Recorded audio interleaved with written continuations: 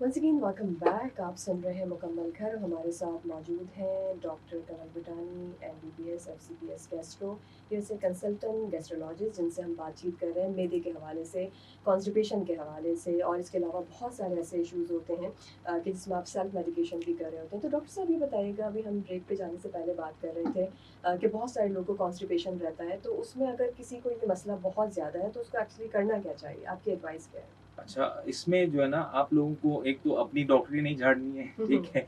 दूसरा ये है कि लाइफ़स्टाइल को अपनी रोज़मर्रा की ज़िंदगी को तब्दील करना है। हुँ, अगर हुँ। आप देखें, आप सो रहे हैं एक टाइम पर, जैसे कि अगर आप 9 बजे सो रहे हैं, तो आप 9 बजे ही सोएँ। ऐसा नहीं है कि एक दिन आप 9 बजे सो रहे हैं, तो दूसरे दिन सुबह 5 बजे तक जाग रहे हैं और हुँ, फिर उठ रहे हैं।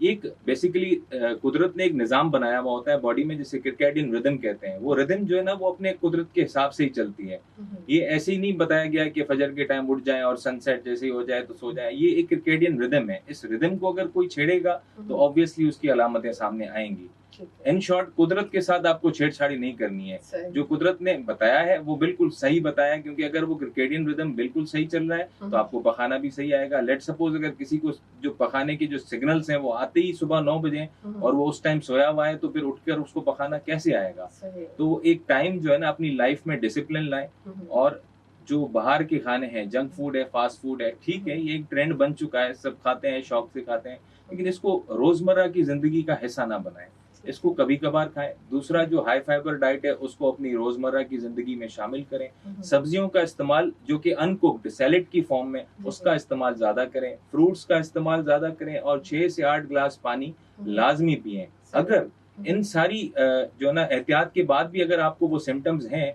तो हुँ, फ़ौरन जो है ना किसी माहिर इमराज़ मैदा, आंत, जिगर को दिखाएँ, हुँ, ताकि हुँ। आपकी प्रॉपर तशख़ीस हो सके कि वो जो कॉन्स्टिपेशन है वो किसकी वजह से हो रहा है। सही। अच्छा, इसके साथ-साथ बहुत सारे डॉक्टर साहब लोगों को इश्यू होता है, मैदे में उनके दर्द होता है, और छोटी उम्र के हम बच्चों में देखते हैं कि समटाइम ये इश्यू ज़्यादा होता है, मैदे में तकलीफ़ होती है, तो उसकी तशख़ीस कैसे की जाती है? अच्छा, ये आपने बहुत अच्छा सवाल किया। मैदे का जो तकलीफ़ है, हुँ, ये हुँ। बेसिकली अगेन आपकी जो डाइट है हुँ, और हुँ। लाइफ़स्टाइल है, उसको जो है ना उसकी वजह से ही ज़्यादा हो रहा है। हुँ, हुँ। मेरे पास ऐसे कई पेशेंट्स आते हैं, जो कि 12-15 साल के बच्चे होते हैं, हुँ, जो हुँ। कि मैदे की शिकायत बता रहे होते हैं। अब ये एक जो ना बड़ा ही अलमिया है कि इतनी छोटी उम्र में अगर किसी का मैदा सही काम नहीं कर रहा, हुँ, तो वो जब आगे जाएगा, वो किस तरह मुल्क का शाहकार बनेगा, किस हुँ। तरह मुल्क की तरक्की में अपना जो है ना हिस्सा देगा। हुँ, हुँ। बेसिकली अगेन इसमें माँ-बाप की बहुत बड़ी गलती एक ये है कि हुँ, उनको फ्री हैंड दे देना। हुँ, अब हुँ। आज आप देखें ना, 9 साल का बच्चा भी फूड पांडा उठाता है, हुँ, कोई हुँ। भी एक ऐसी वेबसाइट उठा लेता है, हुँ, वहाँ हुँ। से कोई भी फूड ऑर्डर कर लेता है ऑनलाइन, सही, सही। ठीक है? तो हुँ, ये हुँ। एक बहुत ही गलत प्रैक्टिस जो है वो दी जा रही है बच्चों को कि फास्ट फूड खाएँ। हुँ, हुँ। फास्ट फूड बेसिकली आपकी जो है ना सारे जो आँत का निज़ाम होता है उसको दरम-बरम कर देता है। हुँ, आप हुँ। बच्चों को भी आदत डालें कि वो सब्जियों की तरफ आएँ, फलों की तरफ आएँ, एक बैलेंस्ड डाइट, मुतवाज़िन ग़िज़ा की तरफ आएँ, हुँ, जिसमें हुँ। प्रोटीन, कार्बोहाइड्रेट और फैट का कंटेंट बराबर हो। ठीक है, ठीक है। अच्छा, डॉक्टर साहब ये बताइएगा कि स्ट्रेस का क्या लिंक होता है मैदे की जलन से? बिकॉज़ हमें तो इसका आइडिया नहीं है, आप बेहतर जानते हैं। बिल्कुल। हुँ, देखें, जो कुदरत का निज़ाम है ना, वो इस तरह है कि जैसे ह्यूमन बॉडी में एक होता है दिमाग, हुँ, जिसे हुँ। सेंट्रल नर्वस सिस्टम कहा जाता है, हुँ, हुँ। ठीक है? दूसरा एक छोटा दिमाग जो है वो मैदे में होता है, अच्छा। जिसे हमारी मेडिकल टर्म्स में माइंटेरिक प्लेक्सिस कहा जाता है, ठीक है? हुँ, हुँ। उस माइंटेरिक प्लेक्सिस में आपकी रीढ़ की हड्डी से ज़्यादा नर्व्स जो है ना सेंसेशंस होती हैं, ज़्यादा जो है ना वहाँ पर नर्व्स होती हैं। हुँ, हुँ। अब वो अल्टीमेटली जो है ना, अगर आप डिस्टर्ब्ड हैं, स्ट्रेस का शिकार हैं, तो हुँ, आपको वो सिम्पटम्स आते हैं, जिसमें शामिल है मैदे में जलन होना, हुँ, हुँ। खाने का वापस ऊपर आ जाना, हुँ, हुँ। मतली रहना, और दूसरा एक टर्म होता है साइकोजेनिक डायरिया, मतलब स्ट्रेस की वजह से आपको लूज़ मोशन हो जाना, वो भी इसमें शामिल है। हुँ, हुँ। दूसरा एक अजीब-सी कैफ़ियत होती है, जो मेरे पास पेशेंट आते हैं, वो बता भी नहीं पाते हैं कि उनको हो क्या रहा है। हुँ, हुँ। बेसिकली ये सारा स्ट्रेस की जो वजह से हो रहा है, जिसे मेडिकल टर्म में कहते हैं हुँ, हुँ। Functional gastrointestinal diseases. ओके। मतलब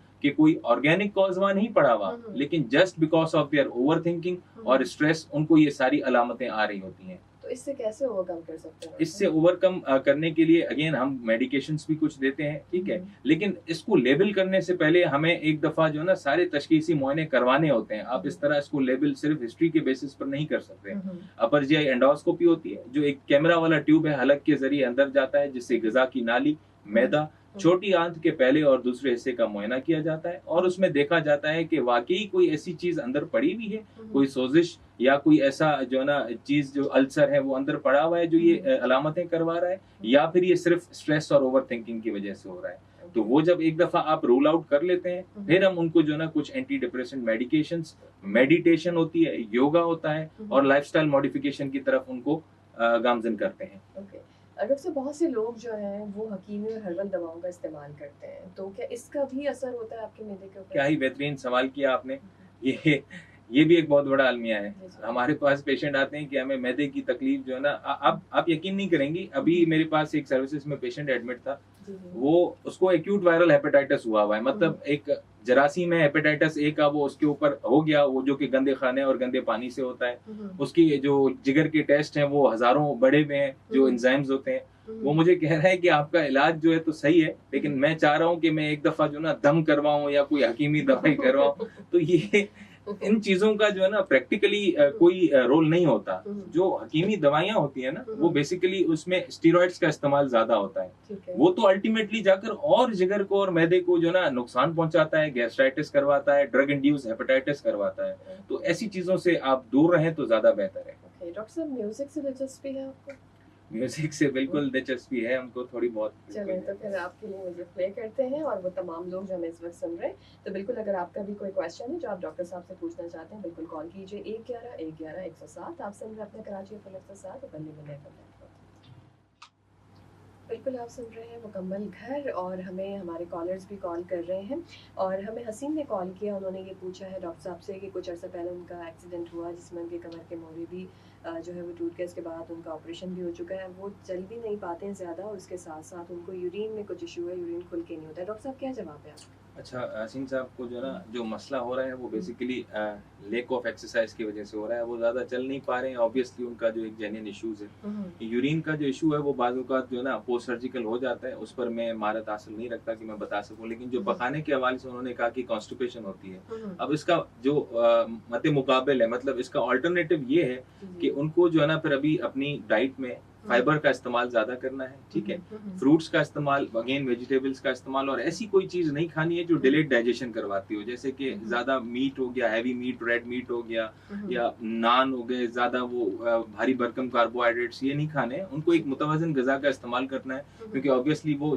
चल नहीं पा रहे हैं, तो हुँ, उसकी हुँ। वजह से जो है ना उनका वो सिस्टम उस तरह काम नहीं कर रहा है। से हल्की ग़िज़ा खाना हल्की चाहिए। ग़िज़ा का इस्तेमाल करेंगे हुँ, और हुँ। साथ में जो है ना वो इसबगोल या ऐसी कोई चीज़ जिसमें फाइबर का कंटेंट ज़्यादा है वो इस्तेमाल कर सकते हैं। ओके, इसके साथ हमें मोहम्मद तारिक साहब ने कॉल किया और ये पूछते हैं कि डाइजेस्टिव सिस्टम जो है वो किस कोई सर्टेन एज होती है कि उसमें स्ट्रॉन्ग रहता है इंसान का या फिर किसी भी एज में? देखिए, ऐसा नहीं है कि हुँ, हुँ, कोई सर्टेन एज है। मैं हुँ, आपको पहले ही फरमाया था इसमें कि बच्चे भी आजकल इसी चीज़ से जैसे आ रहे हैं। बाकी एक टर्म होती है सेनाइल चेंजेज़। अब हुँ, हुँ, ज़ाहिर-सी हुँ, बात है, उम्र जैसे-जैसे बढ़ती है तो वो हर चीज़ जो है ना वो उसमें फ़र्क आता है। डाइजेस्टिव सिस्टम भी स्लो होता है, हुँ, नज़र भी कमज़ोर हो जाती है, तो obviously there is a role of कि है, एक उम्र का एक रोल है। जैसे-जैसे इंसान बढ़ती उम्र की तरफ जाता है, तो चीज़ें जो है वो काम करना हुँ, थोड़ा-सा कम हो जाता है। ठीक है। इसके साथ सुभान साहब ने हमें कॉल किया और वो ये पूछ रहे हैं आप कहाँ-कहाँ बैठते हैं और आपकी टाइमिंग्स क्या हैं?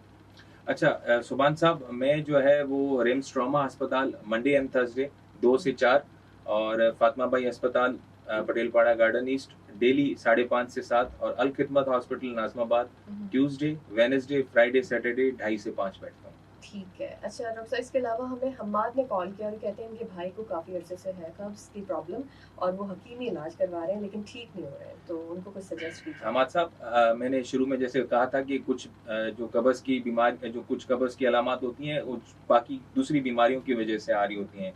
तो आपके भाई की मुझे प्रॉपर हिस्ट्री लेनी पड़ेगी, उसके हिसाब से फिर इनकी जो है ना कुछ तशख़ीसी मुआयना होगा। लेकिन ये जो टेम्परेरी इलाज है, ये इससे आप ज़रा गुरेज़ करें।